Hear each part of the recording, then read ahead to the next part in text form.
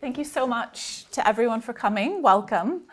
Thank you for joining us this evening. My name is Loren Working, and I'm a postdoc on the TIDE project here at Oxford.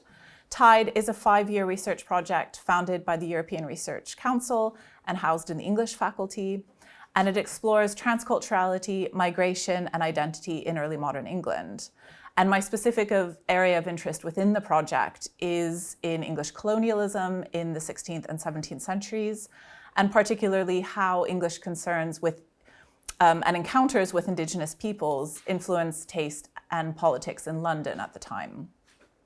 So I'm really delighted to be here this evening to talk about some of this work and also the work of my brilliant co-panelists. So Dr. Lucy Powell and Dr. Stephanie Pratt, with thanks to the Being Human Festival for sponsoring and funding this event, and the festival kind of runs through the next few weeks now. So I'll just introduce Lucy and Stephanie in the order that we're speaking. And we'll be speaking around 15 minutes each, and then followed up by conversation between us that picks up on some of these threads and issues that have come through our interconnected interests in tobacco, in feathers, in colonialism, and material culture. So Dr. Lucy Powell is an ERC Leverhulme Fellow and JRF at Trinity College here. She gained her PhD from UCL, from which her first monograph, British Prison Fictions 1718 to 1780, emerged. Her new project, The Feathered Tribe, looks at the way in which birds and feathered objects enabled Britain to stage itself as a newly global trading power in the 18th century. So Lucy is a BBC New Generation thinker and has made programs across the network on silence, dreams, and sibling relationships, among others. And I've had the privilege to know Stephanie Pratt for some years now through my PhD research, and it's a great pleasure to have her here with us this evening.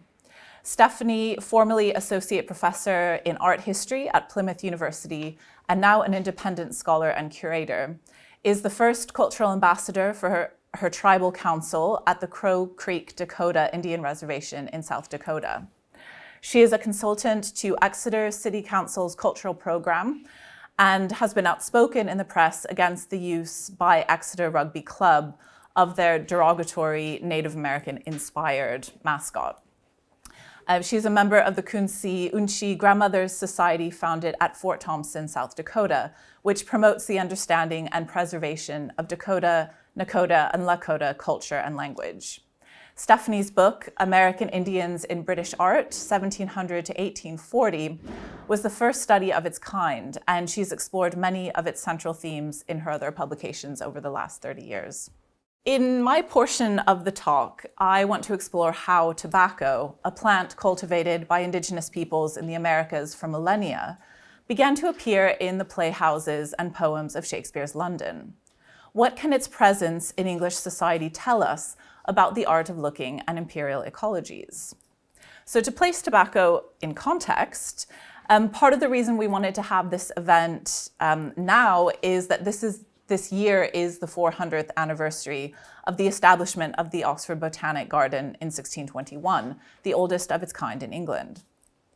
By the 1650s, the garden contained tobacco and sunflowers from the Americas, as well as Persea americana, avocado, and Vanilla plantifolia, the orchid that produces vanilla. These plants would have been familiar to 16th and 17th century readers of texts that describe how the Mexica prepared and flavored chocolate, for example. Such plants appeared in English colonial treatises and herbaria and other botanical and medical books, but also perhaps in less expected areas, such as watercolors or even embroideries on women's clothing. So Lucy, Stephanie, and I were lucky enough to visit the Oxford Herbaria recently to examine some of the plants that crossed the Atlantic and entered into Oxford collections in the mid-17th century. And you might be able to recognize tobacco, pressed tobacco, here in these pages. So we had a look at these tobacco plants. We also looked at maize, at sunflowers. One of my favorites as well, these pressed strawberries of Virginia leaves. So beautifully pressed and preserved specimens that continue to inform scientific knowledge for scientists today, and also testify to the fascination with cataloging and collecting in the early modern period. But for me, at times, the history of collecting and knowledge gathering can seem a bit static, as if things sat behind panes of glass or in the pages of books, divorced from cultural, political, or social contexts. So a lot of my work is concerned with the sociability, art, and literature that formed in English society around things from America, and about thinking about how we can connect these to their places of origins and to their appropriations and translations in other contexts. So I think of this as creative refractions, whereby English writers and artists built real and imagined worlds around goods that were unfamiliar to them.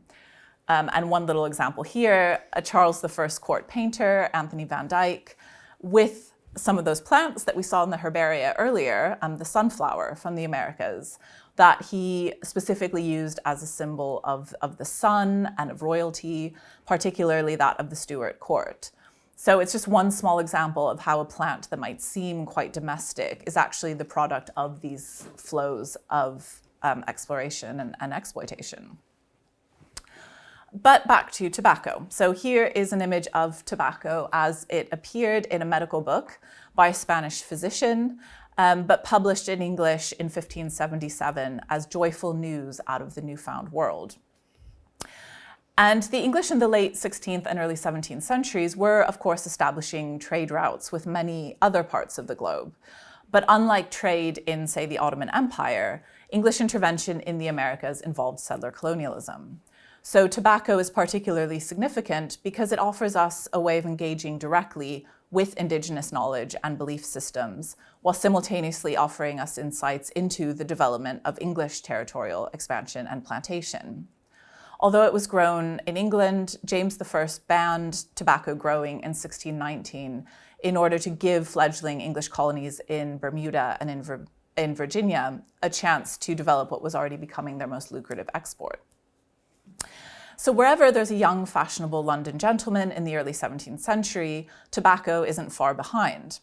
His recreations are his only studies, mocked one satirist, as plays, dancing, taverns, and tobacco. And you get a sense of the scale of this when you see just how many extant pipes survive from the early 17th century. So this is a very, very small sample from the tobacco pipe archive at the University of Liverpool, for example. And we also see this humorously depicted in a woodcut in Anthony Shute's 1595 Tobacco, where tobacco pipes, you can see in that middle image, are brought into the gentry aesthetic of heraldic devices and shields, crowns, laurel leaves, and swords. And this kind of Raleigh-esque figure who's smoking the pipe. And also the tobacco boxes from the early 17th century, those used by the elite, often made from gold or silver, and they're not stamped with Indigenous iconographies on them, they're actually stamped with heraldic devices. So I want to take this a bit further, so not just tracing tobacco in England, but also thinking about its connection to colonial encounters and thinking about how much consumers were aware of these dynamics. In 1599, a Swiss visitor to London was dismayed that the English are constantly smoking tobacco. The habit is so common with them that they always carry the instruments on them and light up on all occasions, at the play, in the taverns. The herb is imported from the Indies in great quantities, and some types are much stronger than the others, which difference they can immediately taste. And they first learned of this from the Indians. So I find this observation really interesting because it explicitly connects smoking to the Indies and to Indigenous knowledge. They learned smoking from the Indians. This knowledge, however, is exploitative, and often a praise of intoxication hinges on references to the geopolitics of plantation. And I have just a few examples from some poems of the time to illustrate this. So in 1602, John Beaumont, who was the brother of the better-known Francis Beaumont, the playwright, wrote A Metamorphosis of Tobacco, a lengthy poem that reveres tobacco as a divine gift. Me let the sound of great tobacco praise, the cornucopia of all earthly pleasure, a worthy plant springing from Flora's hand, the blessed offspring of an uncouth land. So here tobacco is seen as a reward for English expansion. The English could now rule over Virginia and the newfound land and spread the colors of our English rose in the far countries where tobacco grows. And we then get Raphael Thorius's Hymnus Tobacci, or kind of hymn or song of tobacco, written in the 1610s. Thorius presents tobacco as a native plant of the Americas, but one that belongs in the hands of Europeans. In its ludicrous scenario, Bacchus, god of wine and general debauchery, conducts a war against Native Americans to claim tobacco for himself and his legion of merrymakers. And so this poem very much echoes Odysseus's journey in the Odyssey, where Bacchus finds himself in a cannibal cave, and he tells the man-eater he encounters that he has up until now but played the man. Only by knowing how to drink and smoke, not alone but in sociable company, would he instill the arts into gross minds. So the poem presents wine and tobacco as a civilizing force that contains the power to transform the indigenous peoples of America into what this character of Bacchus sees as a refined being. So the poem presents ideal sociability as one that's articulated through quite an aggressive Protestant masculinity. It advances a model of Atlantic intervention that supposedly benefits the people whom the English are dispossessing. Banish, my friends, these unclean rites, Bacchus's followers tell the cave dwellers, and live the life of men. Here your recovery lies, only be willing to be cured. So there's a very conscious sense in which gentlemen in England are developing a literary sociability that's built on this new practice, and which served to foster a connection between England and colonial spaces. At the same time, the Indigenous knowledge that the English rely on to successfully cultivate the plant is often downplayed. And I just want to end with a few examples of how we see this. So this weird little brain-like object from Jamestown is the oldest tobacco seed that archaeologists have found on the English colonial site. And it's an amazing find because it's really, really small. It takes about 350,000 of these to weigh 1 ounce. So it really is just kind of a little pinprick. So when they arrived in North America, the English found the Nicotiana rustica, the leaf smoked by Eastern North Americans, to be more bitter than the Spanish types they were accustomed to smoking in Central and South America. And the English planter John Rolfe is credited with having brought the North American seeds together with the strains grown in South America. And it might be that he obtained these seeds while shipwrecked on Bermuda shortly before traveling to Jamestown in 1610. And that shipwreck is what may have inspired William Shakespeare's The Tempest. But Rolfe's knowledge of tobacco did not just come from observing plants or cultivating seeds. Here, his marriage to the Algonquin woman Pocahontas is significant. According to the oral history of the Mattaponi, one of the original 6 indigenous groups who were in the Chesapeake during the time of English colonization, it was the Powhatans who taught English colonists to cultivate tobacco. And the oral history specifically states, and I'm quoting here, "It is significant that the marriage was between an English commoner, a tobacco planter, and a member of the Powhatan royal family. The Powhatan Quiacros, or spiritual leaders, became friendlier to the settlers as a result of the marriage. The leaders among the English colonists wanted to gain more information on how priests process tobacco. After his marriage to Pocahontas, Rolfe sought counsel from the Powhatan on curing his tobacco crop," end quote. So in other words, one of the most famed and celebrated Anglo-Indigenous marriages, that of John Rolfe and Pocahontas, may have occurred so that the English could gain secret Indigenous knowledge about a plant that they wanted to turn into a lucrative colonial export. So although the marriage is celebrated as a happy union that would bring 2 societies together, it's very clear that the assimilation is only ever really intended to go one way. And we see this in the archaeology of some of the early plantations. And I won't go into too much detail on this because apparently some people don't care about tobacco pipe shapes as much as I do. But the white clay pipes, as you see kind of there on the top left, comprise an overwhelming majority of the pipes in the settlements. And you see another little snapshot of those on the side image there. Whereas Algonquin pipes were made of local terracotta, such as the one on the bottom left, in that elbow shape, more of an elbow shape. And English pipes are manufactured in large part from the white Dorset clay brought to London to supply the monopoly held by the tobacco pipe makers of London and Westminster. So only 3.9% of the pipes excavated at the Sands site, for example, where this image is taken from, were Indigenous. So the English are occupying native soil and learning how to smoke based on the practices of Native Americans, but they're going out of their way to smoke the pipes that have been made by artisans 3,000 miles away. And when they did experiment with terracotta and more recognizably Algonquin forms, as Robert Cotton did in 1608, they're stamped with the names of investors of the Virginia Company and other supporters back home.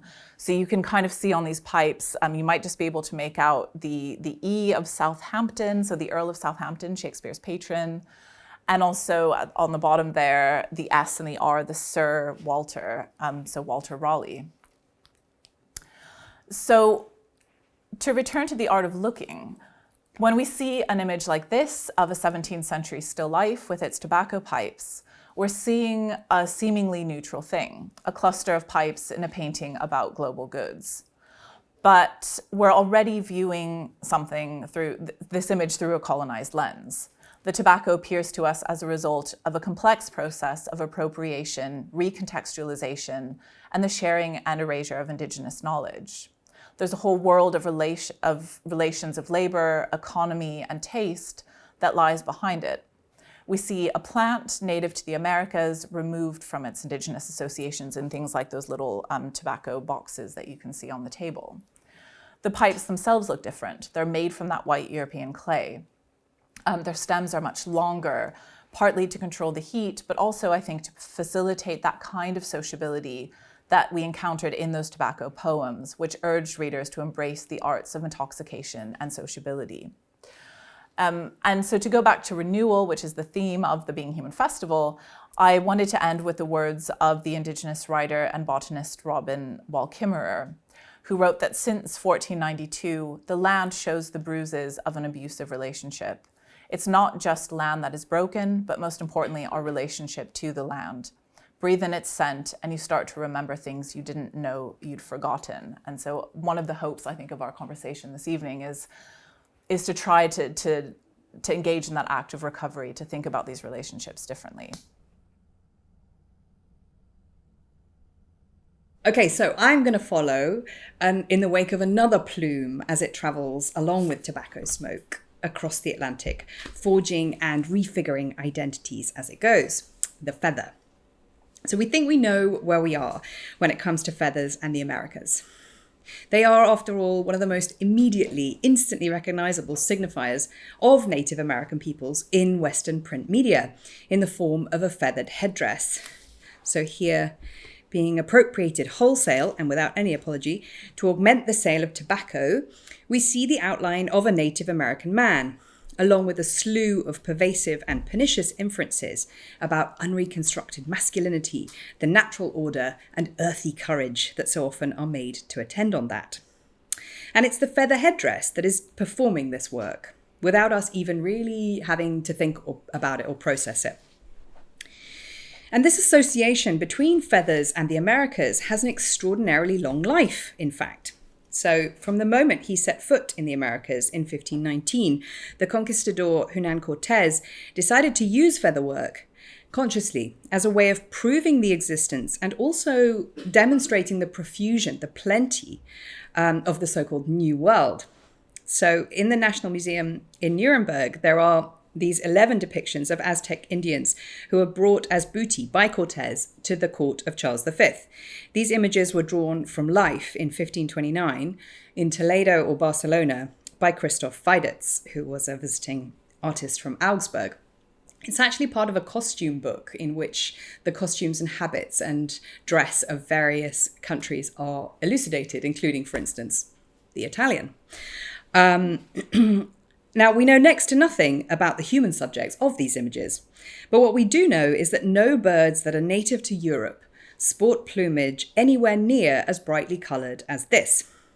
Moreover, no European craft workers had anything like the skills necessary to construct featherwork as intricate and elaborate as this. These feathers instantiate, then, the natural and cultural wealth of the Americas. But if the association of featherwork with Native American culture has proved astonishingly durable, the meanings that they carried as they made their way with increasing frequency across the Atlantic are anything but stable. Feathers are a persistently slippery signifier, and it's this that I want to explore today, their mirroring quality, both in terms of augmenting a sense of self and also of flipping, of inverting it. So I want to demonstrate this idea by looking at this portrait by Titian of a young woman painted some 7 years later in 1536 in Italy. It's an immediately immensely sensual image. The fur lining of the coat, the drooping plumes of the feathers in her hat bespeak a softness, an intimate animality that we're invited to imagine echoed in her skin. She holds the coat so that it covers her nakedness, but her grasp on it is tentative. It could at any moment fall and expose her to the viewer. But the feathers convey a now elusive subtext, because until the late 17th century in Europe, feathers were a masculine accessory. Related to the great billowing ostrich feathers that once adorned the helmets of medieval jousting knights, by the 16th century they graced the hats of soldiers and merchants and troubadour poets and musicians, but they still bore these inferences of martial valour and masculine virility, as well as registers of self-restraint and courtesy. And what this means is that to a 16th century observer, this young woman in a state of dishevelled undress is wearing a man's clothes. She displays, in other words, the fact that a man who is in very close proximity to her is not wearing his clothes. So from femininity, bashfulness, and softness, then, the feathers' meaning flips. They instead imbue the image with dramatic sexual dynamism and cross-dressing play. Now, this mezzotint by William Vincent in London in the 1690s is both a register of and a reason why feathers were fast becoming the height of feminine fashion in Europe, a gendered trend that would not reach its peak until the late 19th century. It's a portrait of Anne Bracegirdle, a very famous actress on the Restoration stage. She's playing the part, we're told, of the Indian Queen, which refers either to the title role in the play of that name by John Dryden and Robert Howard from 1664, which tells the story of Montezuma's ascent to power in Mexico just before the Spanish invasion. Or it may refer to the role of Ceremonial, a Native American queen in the colony of Virginia, who falls in love with the white colonist Nathaniel Bacon in The Widow Ranter, which is a play by Aphra Behn, performed in 1689. Both women, in case you wanted to know, die bereft of their power and their love. In both cases, it is the feathers which enable the white European actress to perform the part, to assume the identity of a Native American on stage. Everything else about her appearance is entirely European. Her feathers, however, are clearly non-native to England. They add to her physical stature and augment or exaggerate the grace of her movements across the stage, and they are rare and therefore expensive enough to connote royal status. And although this is always described as a portrait of Anne Bracegirdle, it is also, clearly, a portrait of two other people who are integral to her staging as a queen, her unnamed and still unknown attendants, seemingly of African origin. One carries her train, the other holds a plumed parasol over her head, shading her pale skin from the sun. These figures are clearly differentiated by gender, by stature, and by skin colour, and also by the gulf in social status that these last two things imply. But the attendants too sport feathers, which is also the only thing identifying them as performing Native Americanness. On Bracegirdle, the white woman, the feathers denote cosmopolitanism, wealth, femininity, and fashion. On the attendants, they denote something quite different. We might almost say the opposite of these things. They speak to the inverse of the urbane, cosmopolitan, and feminine. Yet the feathers in Bracegirdle's hand, which form her fan, which are probably parrot feathers, are the very same material objects that adorn her attendants' headbands. The drooping feathers held aloft by her closest attendant are the same that she sports in her headdress. In other words, there is a strange and contested degree of congruity or kinship which the feathers assert across geographic spaces and subject positions. None of the people in this image are quite what they seem, and their shape-shifting is enabled in each case by the feathers that they wear, the garb of another species altogether. In the process, the embodied presence of actual Native American peoples and the violence shadowing the birds' initial loss of their feathers and the indigenous people's secondary loss of their featherwork is effaced. Mimicry, as Omi Baba put it, is at once resemblance and menace. Standing in for someone else demonstrates the ease with which they can be erased. Now, this is neither the beginning nor, curiously, the end of these feathers' journey across geographic and hermeneutic spaces spanning the Atlantic. We first hear of it in Orinoco by Aphra Behn, published in 1688, 2 years before the Bracegirdle Mezzotint. Orinoco is the story of a royal African tricked into slavery by a perfidious Christian. He's abducted to the short-lived colony of Suriname, English colony that is, it became a Dutch colony soon after this was published, a northeast corner of South America, where he's reunited with his wife, Imawinda, and also enslaved and pregnant with their child.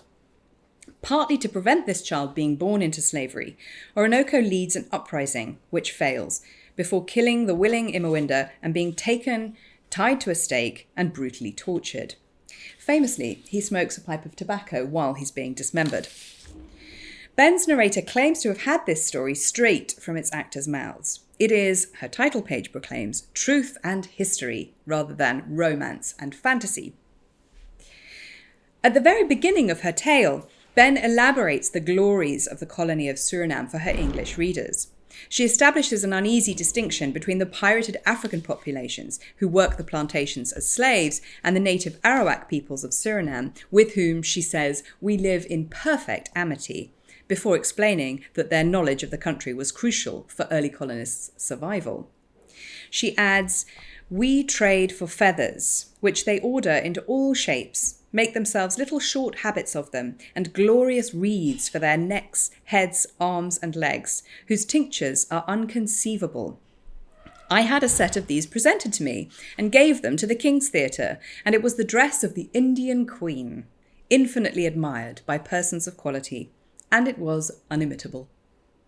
Now, unlikely as it sounds, we now think that in all probability Aphra Behn did visit the colony of Suriname in the early 1660s for anywhere between 2 months and 4 years. Whether she was in fact presented with a feather headdress there, and whether this specific object is in actuality the very same that is depicted in the mezzotint of Anne Bracegirdle playing the Indian Queen, is an intensely fascinating question, which is also, in some important senses, completely beside the point. Because such feathers were brought to London, as we've seen. They could not have originated in Europe, a continent lacking both the natural materials and the craft skills requisite to create them. And they were then deployed to perform Native American identities on stage. We trade for feathers, Behn writes, which they order into all shapes, whose tinctures are inconceivable. And these things are demonstrably true. So Behn is able to use the material fact of a feather headdress in London as an authenticating device for her prose fictions of the New World. Later in the novel, Behn meets the inhabitants of a Native American village. They are all naked, she writes, and we were dressed, so as is most commode for the hot countries, very glittering and rich, so that we appeared extremely fine. My own hair was cut short, and I had a taffety cap with black feathers on my head. She reports that the villagers doubted her humanness and examined her inch by inch as an alien curiosity. She's then introduced to the chiefs of this community, who she describes with a bow at their back and a quiver of arrows on their thighs, and most had feathers on their heads of diverse colours. Again, feathers signal the great cultural differences between the actors in this scene, but they also underscore an incomplete and contested kind of kinship, since each of them is adorned with the costume, if you like, of a bird. Feathers underscore this scene in less visible ways too. The European, with ink-black feathers in her hair, is using the feather of a bird as a quill, with which to inscribe her transatlantic tales of slavery and insurrection. And the indigenous peoples she describes there use feathers to fletch the arrows that swell their quivers, a disquieting signal of the armed contest over the territory that Ben is bodying forth. And this mirroring effect, in which feathers enable an elaboration of cultural difference while also subtly refusing it, recurred in the most extraordinary way in the following decade in London. And it's here that I want to end my talk today. So these imposing oil portraits were commissioned by Queen Anne, and they hung in the English court for over 100 years. They were given to the Canadian people in 1977 by Queen Elizabeth II. They depict 4 Native American leaders who sailed from North America to London in April of 1710. Accompanied by colonial sponsors and translators, these men constituted an embassy. Known as the Indian Kings, they were in reality 3 sovereigns of the Iroquois Confederacy and an Algonquin Mohican. And their visit was part of a mission to forge alliances with native forces against French settlers in North America, and to secure support for this military endeavour in London. And in both of these, their visit was a resounding success. Now, on the 13th of March, 1710, while the Iroquois were en route to London, the Queen's Theatre revived John Dryden's play, The Indian Emperor, or The Conquest of Mexico by the Spaniards. This is the sequel to The Indian Queen. And she returns in this later play as a ghost, still in her exotic feathers. She now boasts a dagger in her breast with which she berates her faithless lover Montezuma. On April the 21st, 1710, the Iroquois had arrived in London and were housed in lodgings in Covent Garden. The Theatre Royal, Drury Lane, revived Thomas Southern's stage adaptation of Aphra Behn's novel, Orinoco, or The Royal Slave. The Indian Kings could have walked to the show in under 15 minutes.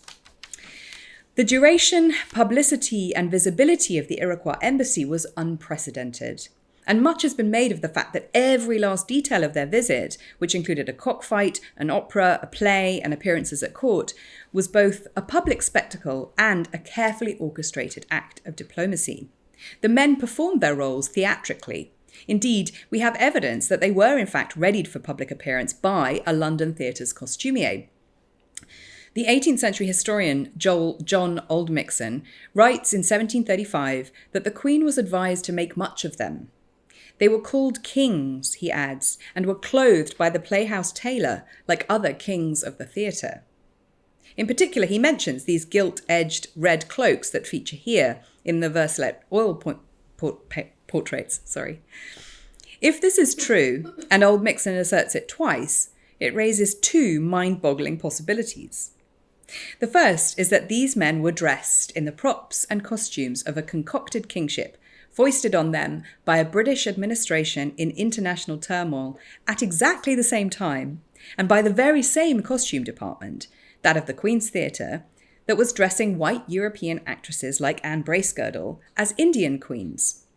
They may have stood there in the ill-lit, damp dressing rooms of a London playhouse in the chill of April 1710 and recognised the inimitable colours and forms of featherwork that could only have hailed from home. I wonder what they would have made of it, this potent symbol of place and power, traduced and emptied of its first meanings and performing instead the erasure of its origin. And the second is whether those white egret feathers, which tuft out from behind the ears of each of the leaders portrayed here, were also loaned them from the theatre department. These genuine pieces of Americana, which in some ways pierce through the pretense of the Europeanized display of kingship. To whom did they belong? Do these feathers elaborate or break through their costumes? Are they another hall of mirrors on loan from the basket marked Indian royalty in the Queen's Theatre, London? What did the Iroquois see when they witnessed themselves remade in these gilt-edged, carefully feathered European modes? It is in search of these answers, elusive and elided as they are, that scholarship must now go. Thank you.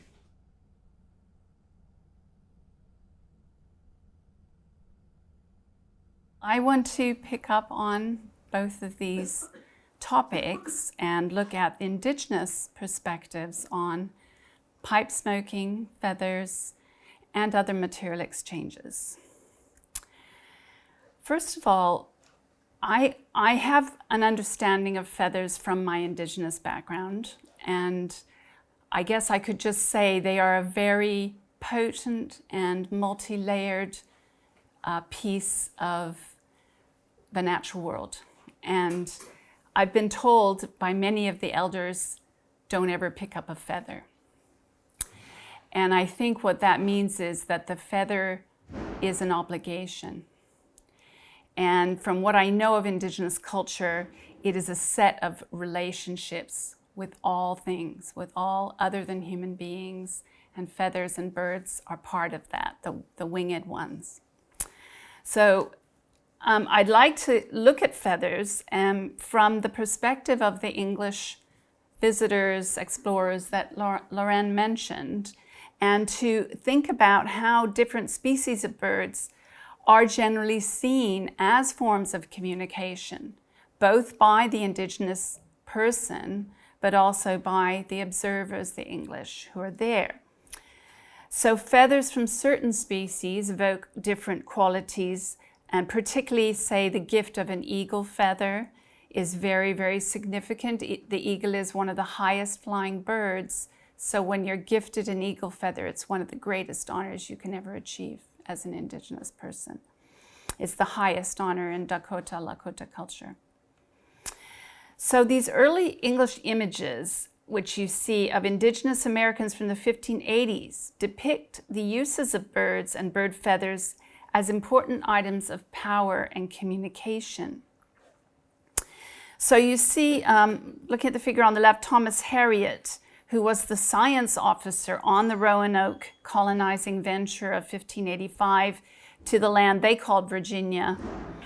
And in his A Brief and True Report of 1588, he talks about what he sees as spiritual practitioners of magic and conjuring, which he termed the flyer. And you can see on the drawing by John White, it says the flyer, but also referred to as a conjurer or juggler, and whose placement of the bird on the side of his head was seen as a, quote, badge of their office, and helped in their efforts to achieve a trance or state of spirit possession. And some of this language of juggling and magic and conjuring is an attempt to understand what is a very mysterious ceremonial activity that's going on between the person you see depicted and his communication, which the English were trying to figure out maybe. So John White, the artist of the image on the left, who also later became the governor of the Roanoke colony, constructed his Indigenous medicine leader to illustrate Harriet's account. And he figures him as an Algonquin Mercury, a messenger between Earth and the other world gods.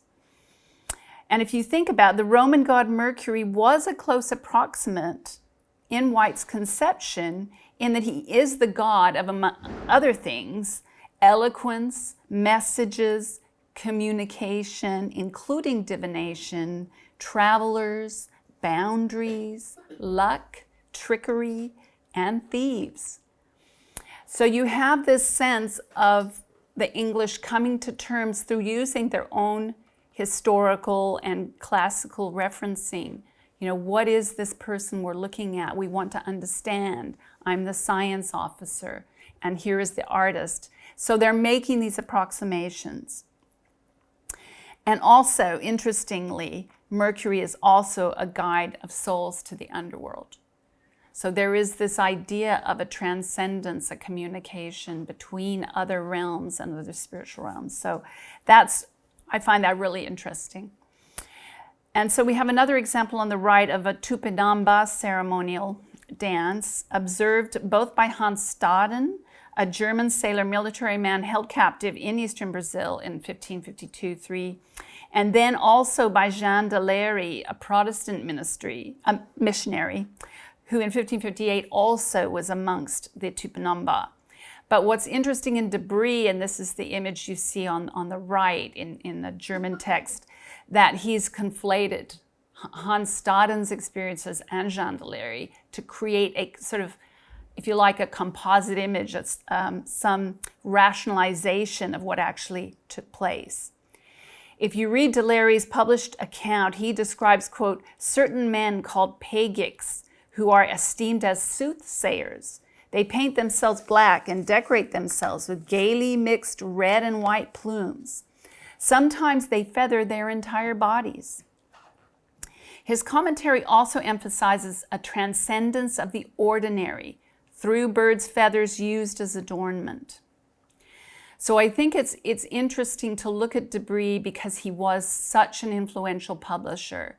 His works were published in several languages, Latin, German, English, and French. So they basically permeated Europe. And what these engravings tend to do is to create, well, you start with the elevated viewpoint.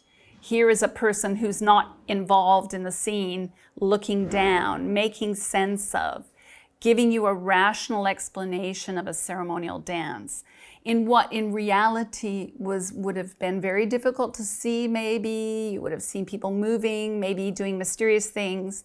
And one of the things we still don't know is if they are blowing tobacco out of those pipes that you see. And that's something that I'm still researching, but I think it probably is tobacco, because tobacco is such an important thing for Native people. Okay, so I want to turn to tobacco. Harriot was one of the first Englishmen to see tobacco being grown, and he described it being used to purge obstructions, but also that it was used to communicate with metaphysical beings.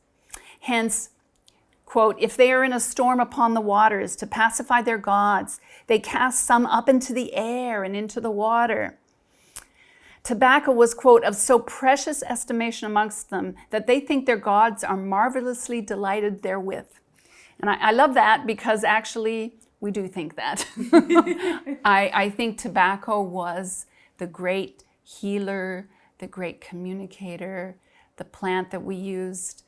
I'm speaking, as someone, my ancestry, but I still use it to communicate with the water. And when we think about water today and we as an Indigenous people become water protectors, we use the tobacco to heal with the water, because the water itself is this being. It's this marvelous thing that we as Indigenous people really try to understand with our own science and our own knowledge and understanding. So tobacco was used in at least 4 ways by many Native American nations. Number 1, for prayers, for offerings and ceremonies. So, we saw several ceremonies. You see here another debris image where it's a whole set of curative practices, and in the back there's a tobacco pipe being smoked.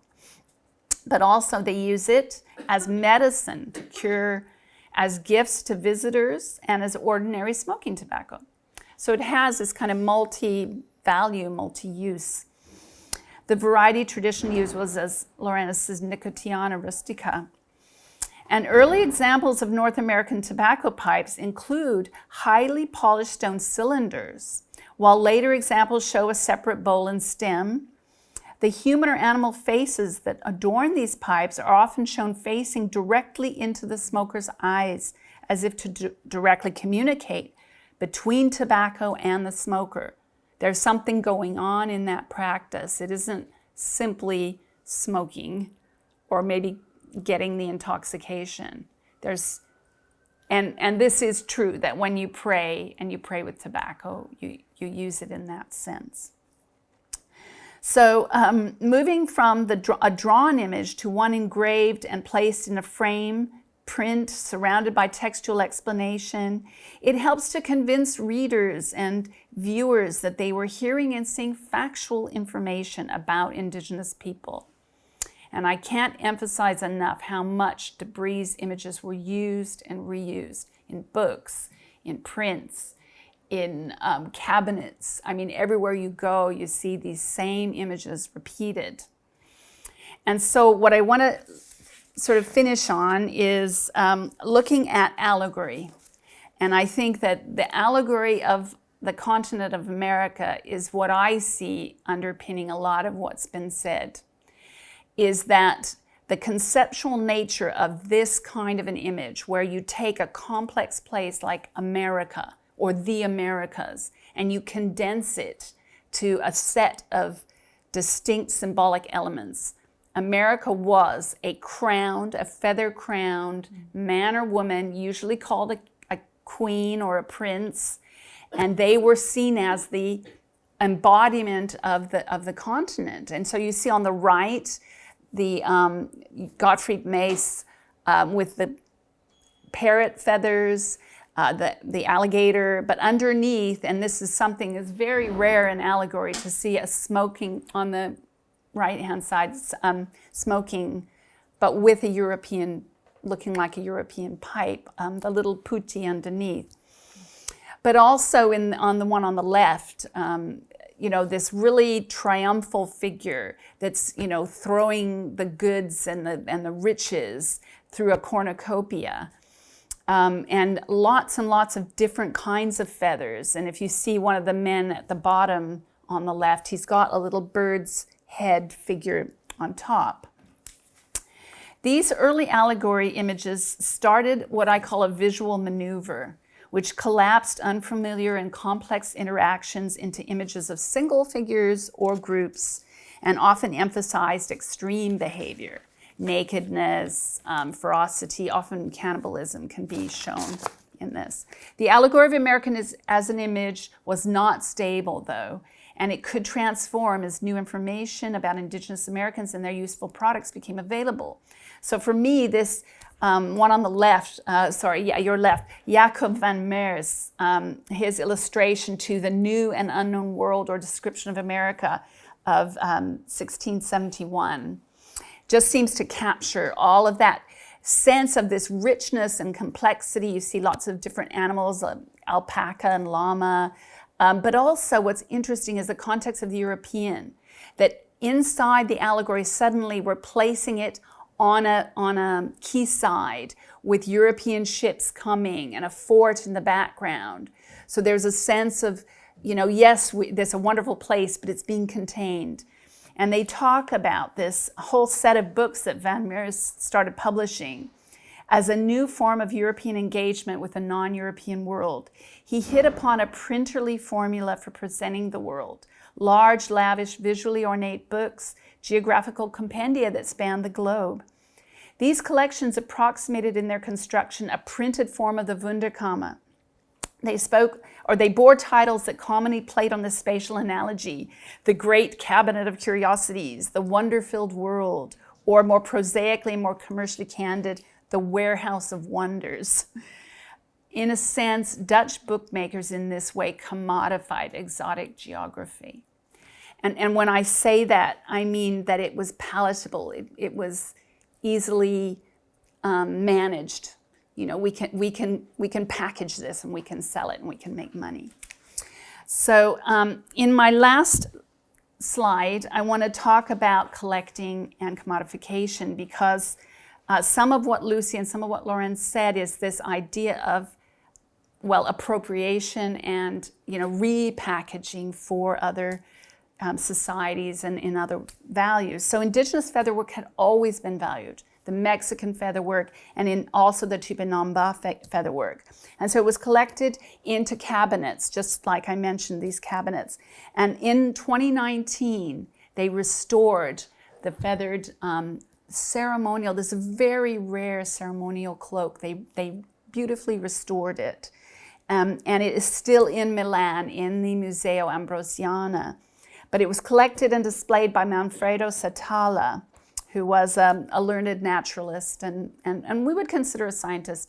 And he had his cabinet. You can see on the far right of the cabinet is the displayed cloak.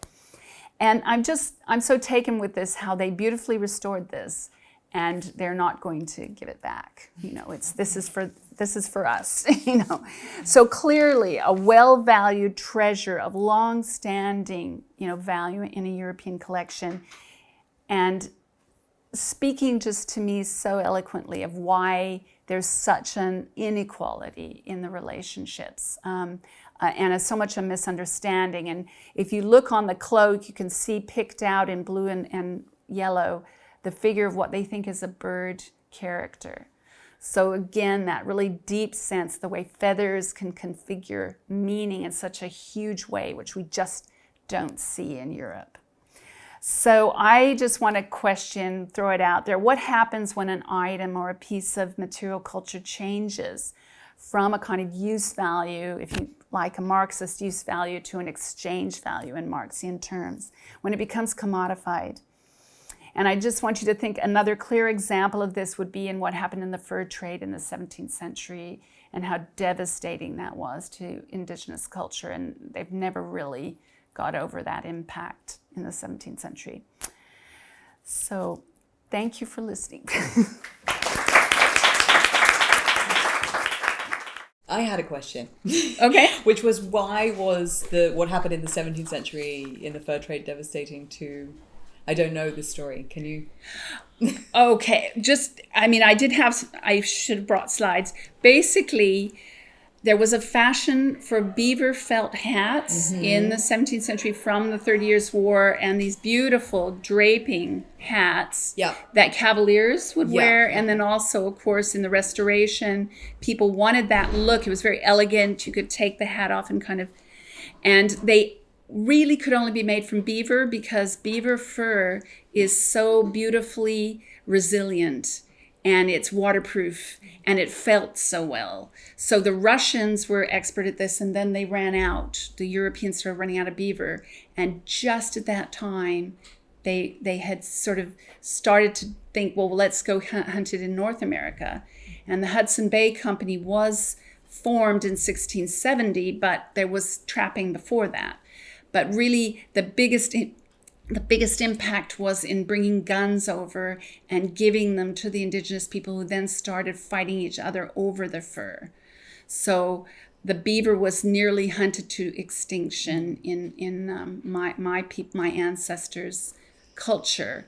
But the thing about the beaver is, it's not just its wonderful fur. It actually is such an ecologist itself, and we know this now from contemporary rewilding, is that beaver is the trigger for spring. It was like part of the calendar. And when you hunt it out, you don't know what to do anymore.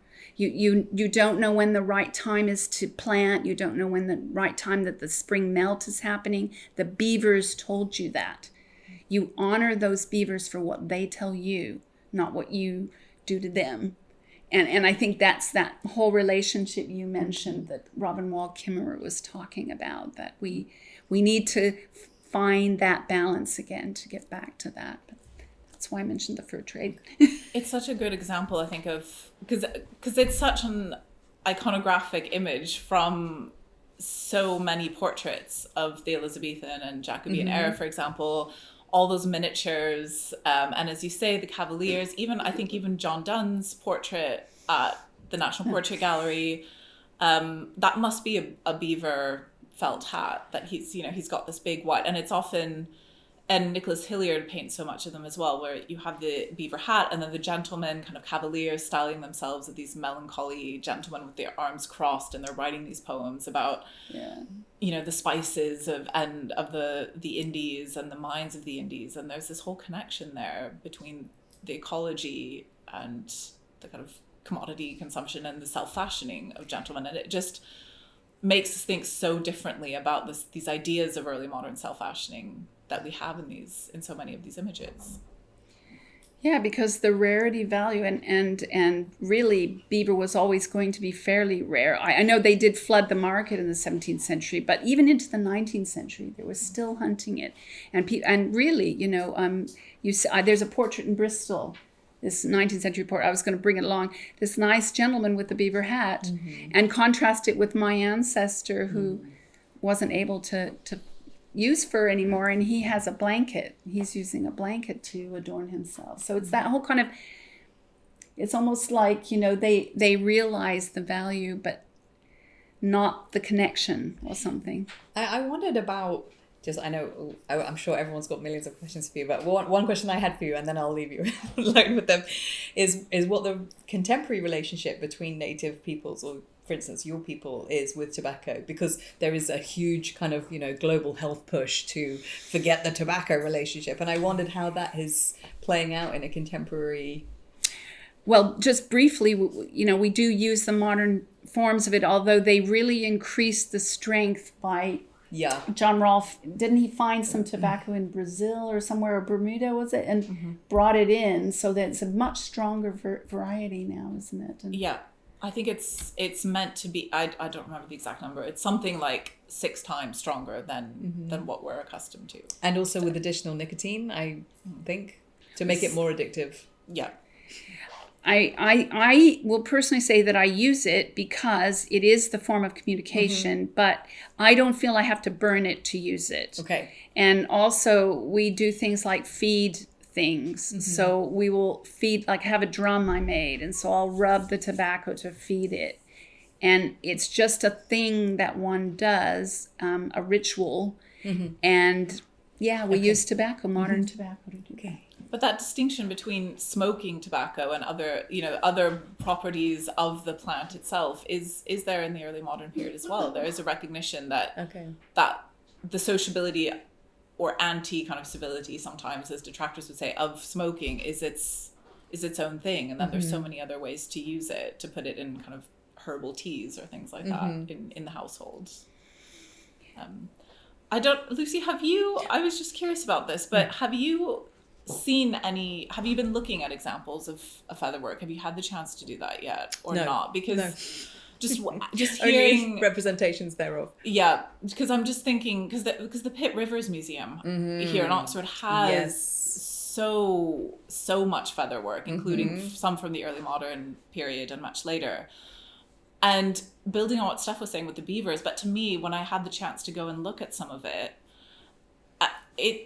it begins to seem like you're in a kind of graveyard, or like you're surrounded by kind of death in the archives, rather than the kind of beauty and allure of finding things out from the past is actually these dead bits of animals. And, Lorraine, let me just say that what I discovered during my research for this talk is that birds shed their feathers every 4 months. So you don't have to kill a bird to get a feather. But if you kill a bird, then you can use not only the glorious plumage, like the tail feathers, which are usually the longest and the most exciting, you can also use the down to fill the heads and the beaks, and but that we don't know basically whether early modern feather work would have required the deaths of the birds, or whether they were collected. The feathers were collected because you could collect them. And as I understand it, contemporary headdresses that are created for elders in Native American tribes don't kill a bird in order to get the feathers. Never. So it's an interesting thing that we see death, and maybe it's there. I mean, this amount of feathers, it's a lot, but maybe. Well, and speaking of this kind of all those red ibis feathers, that there was such a demand for these cloaks that this is a thing. The local people were learning how to make fake red feathers by putting a kind of chemical on other birds who had just ordinary colors, and then it would grow out red. Yeah. So the commodity, that whole kind of a sense of demand and supply, that sort of notion of that exchange getting to be so impactful. Yeah. Can I ask one other thing, which is something that we've spoken about before, which is about terminology and how we talk about objects. And Steph, I think you were there as well at the Indigenous Mobilities Conference, for example, that we were at recently, where, is objects as things, is that too much, that idea of commodities that have come down to us from colonialism? I mean, do we need to think about, if we want to think differently about these kinds of relationships between people and landscapes and animals and ecologies? I mean, do we need a different vocabulary? Is objects, is things enough? I mean, there's so much in scholarly around the material turn around using these words. I mean, what do others think about this? I mean, if I can answer, I think that we do need another relationship. I think that we need to go back to the use value idea, but also that reuse value, and how if you're going to have something, it does need to have this life, and to have it kind of acknowledged. Like, we just build a pond in our garden, and we have to care for it. It's not just something as a decoration or a thing. It's a living body of water. I went and fed it with tobacco recently. I want to see what happens. I want to see the life that comes to that place and to care for it. And I think that's the way we might look at everything we have. Clothes, jewelry, I don't know, everything in our kitchen. You know, do we look after it? Do we make it last? Do we not just think about it as disposable and more of that kind of attitude? I don't know about language. That might be...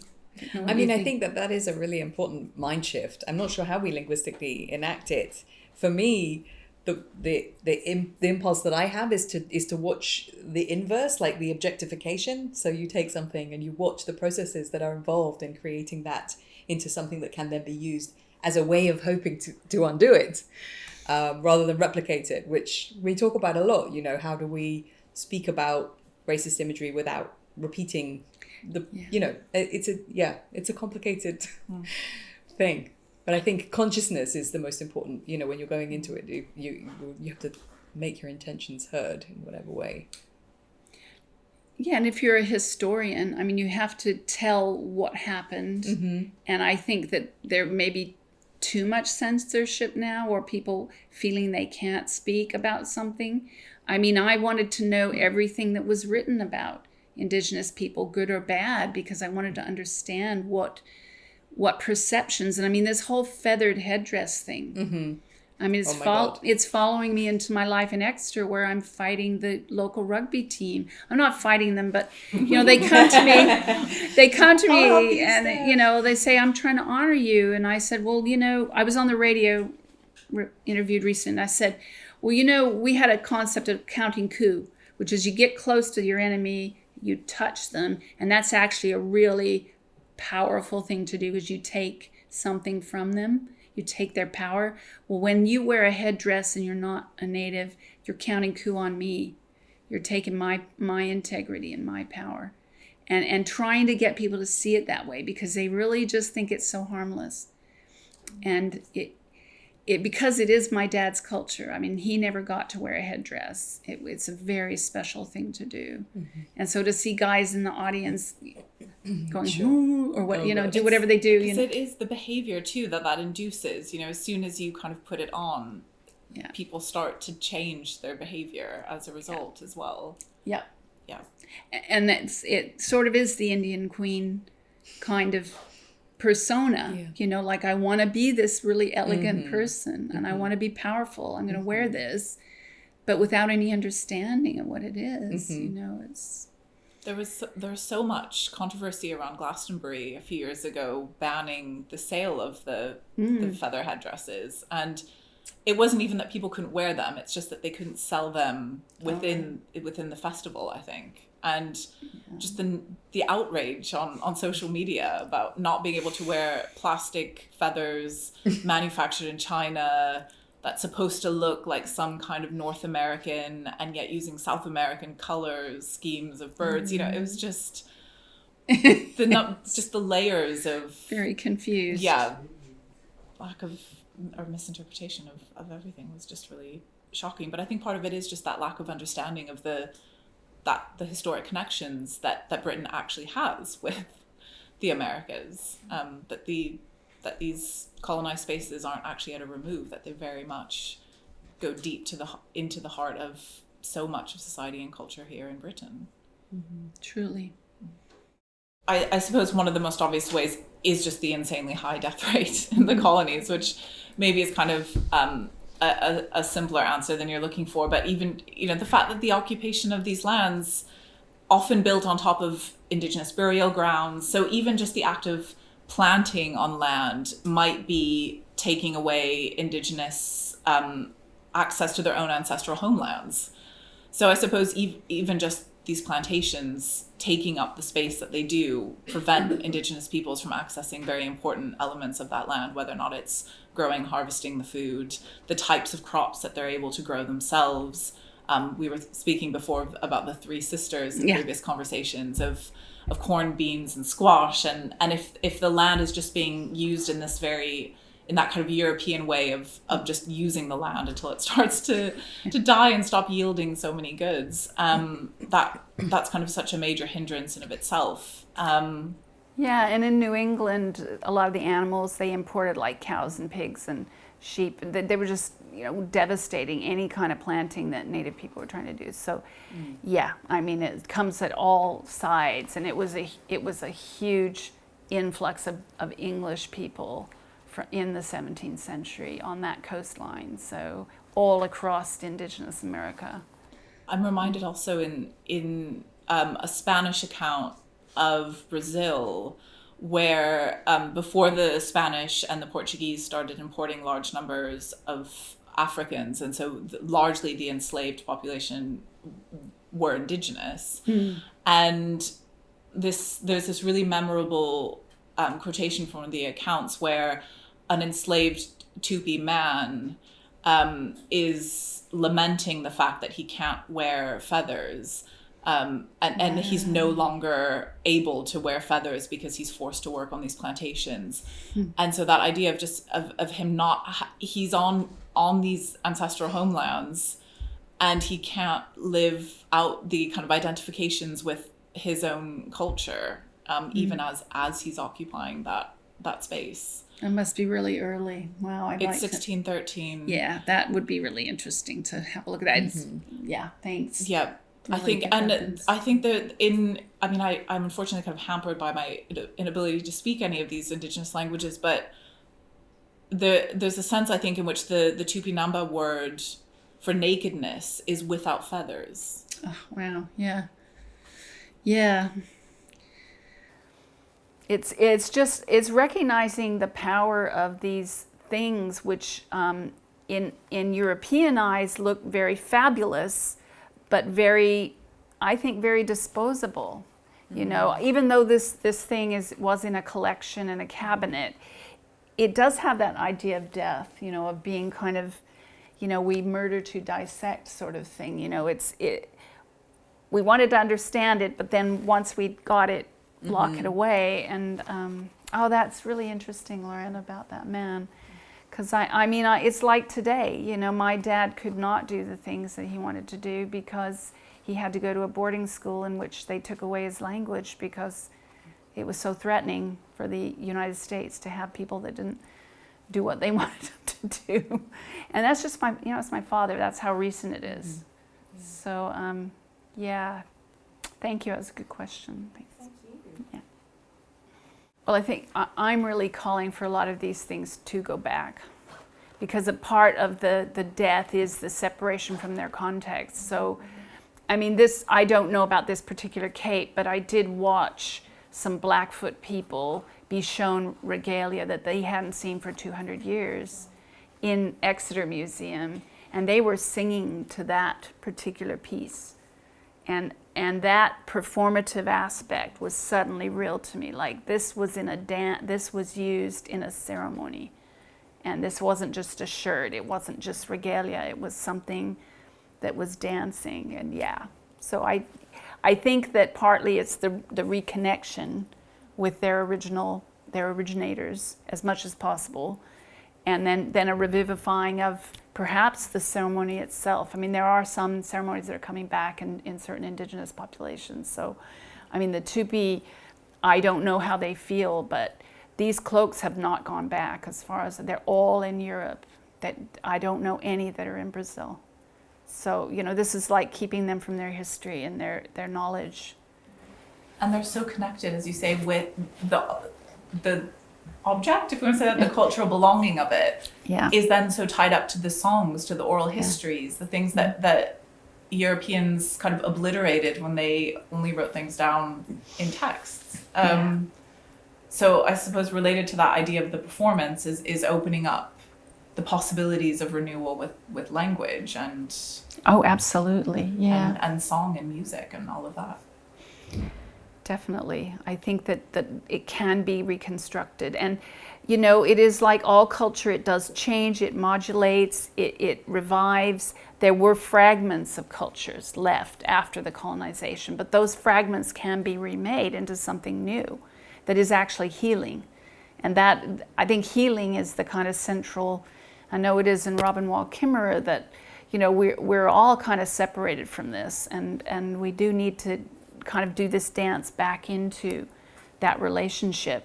So it's not just Indigenous, but, you know, I think that first step is the repatriation, you know, and it is happening. I know it's happening in parts of England, in Germany, in the Quai Branly, you know, a lot of them are starting to give some of these pieces back that were taken illegally.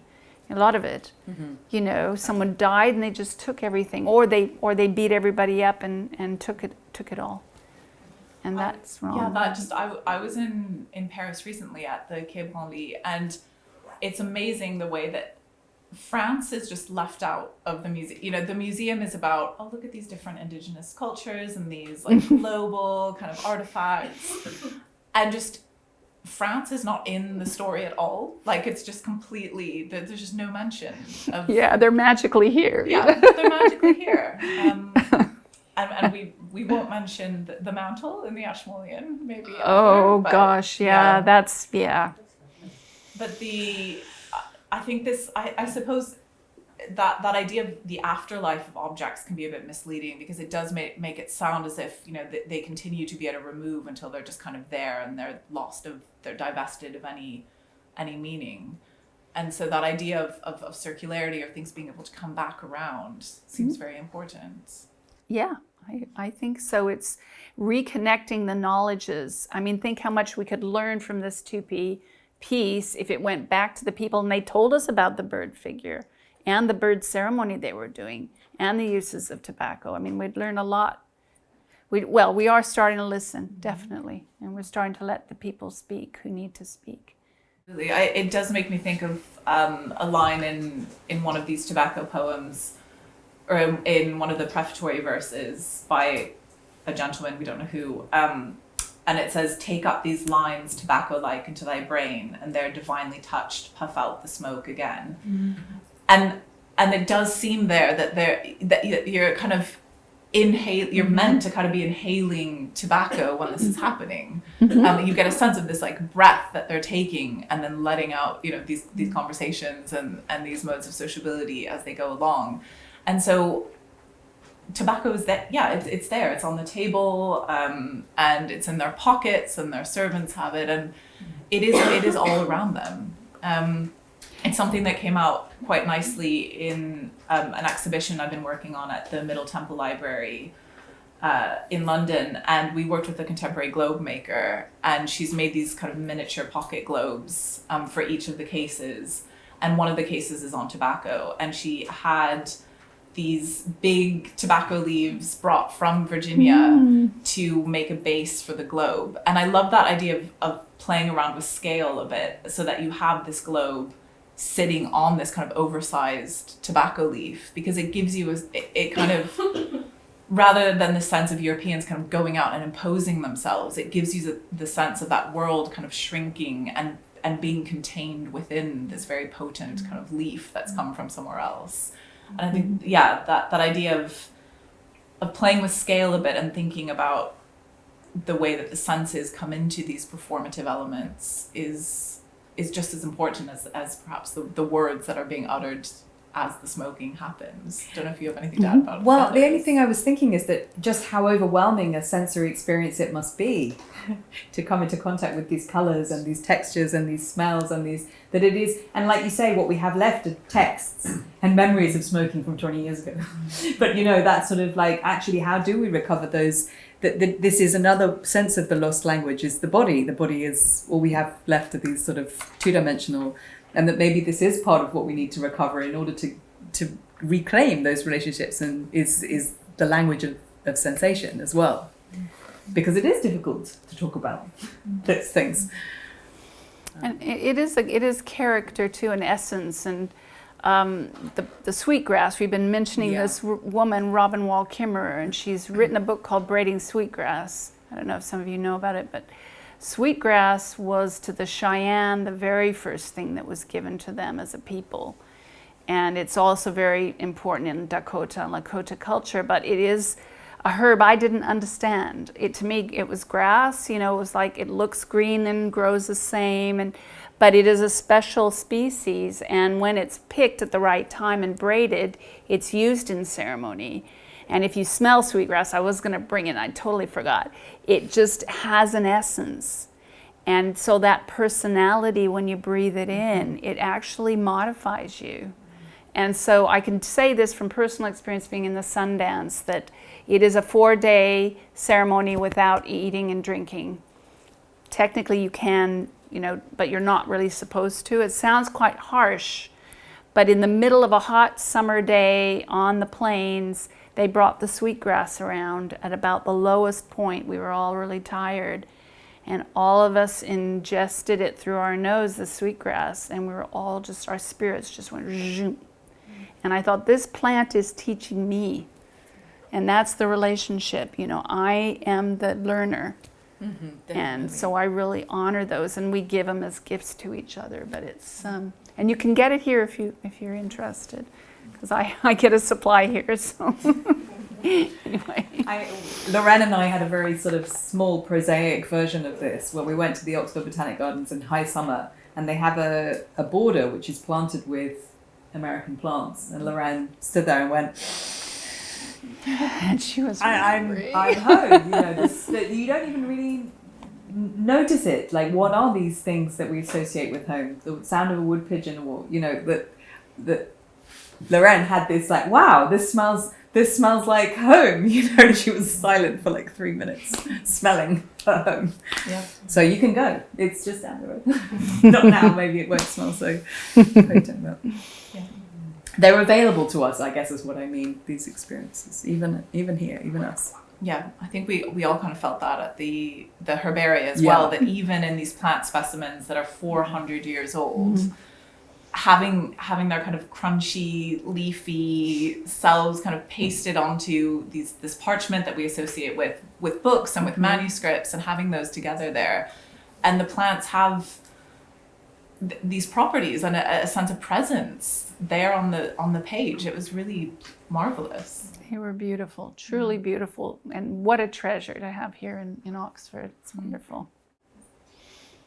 That's very good question. we had a little bit of that again at the herbaria, didn't we? Where some of the pages, I mean, most of them had these. You kind of see these early attempts at classification going on with the kind of Latin names or English names, and very, very occasionally underneath it would say like the Indian name is, and then have that name, and then immediately when you have that name on the page, you think about the plant differently than you did before. And it's just how limited is our view at the moment when we don't have this information there.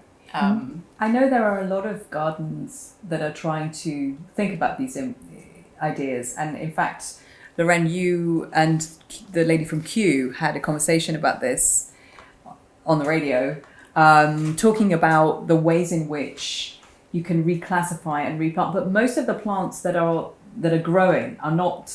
They're not the same plants that would, like, they would, So I know I also thought that. I was like, can I find a tree that was brought over from, no, not even a tree. But certainly a lot of the people who are curating gardens now are trying to think about ways in which they can correctly, which is difficult, think about the ways in which Indigenous peoples might have thought about these plants or named them, and what uses they had for them, and may still have for them. So, and I think it really does radically change the way that you experience a garden if you start thinking about those things. And gardens, I do agree, are a kind of colonial, in some ways are very colonial spaces, and thinking about the rise of gardening in England happening and with these kind of ordered parterres and potting things and that coming out of the colonial impulse in a lot of ways. So there is this kind of inextricable relationship between these, between gardens and colonial knowledge and our appreciation of plants. And it's something we'll be discussing again on Friday at the Ashmolean Museum in our Being Human Festival events there. If anyone's interested, we'll be trying to prize apart still life paintings and their connections to plants and empire. But there's a lot of interest in this at the moment, but maybe not less of a clear sense of how actually to proceed. And I think individual cases and every kind of garden and institution is going to have to reckon with itself in its own way. Yep. Well, I mean, the traditional explanation is that Columbus, when he sailed into the waters to the west, wanted to reach India, but basically the Spice Islands, which would be like the Moluccas, which are in the Indian Ocean. But his globe was smaller, it was too small. He didn't reckon on how big the world was. So he saw in India as being easier to reach. But when he got to those islands in the Caribbean, he was thinking, I'm at the Spice Islands, therefore I'm at the outskirts of India. And so he maybe called them Indians. I've heard I know, but it's sort of, think about this. 600 different, just in North America, peoples, you're all Indians. I mean, what does that do? That is the allegorical maneuver, isn't it? Of just let's make them all the same and we can treat them all the same. And it is the beginning of the idea of race. And race is an idea. It's not a real thing. I will assure you of that. That's my point of view, anyway. Excellent. Well, thank you. I thought I had this on my desk earlier today, and it reminded me of just how brilliant Natalie Diaz's Postcolonial love poem is. I don't know if anyone's read it. It won the Pulitzer Prize for Poetry this year. The whole thing is brilliant, but I just wanted to end maybe with a few lines from one of her poems. Manhattan is a Lenape word. Even a watch must be wound. How can a century or a heart turn if nobody asks, where have all the natives gone? If you are where you are, then where are those who are not here? Is this the glittering world I've been begging for?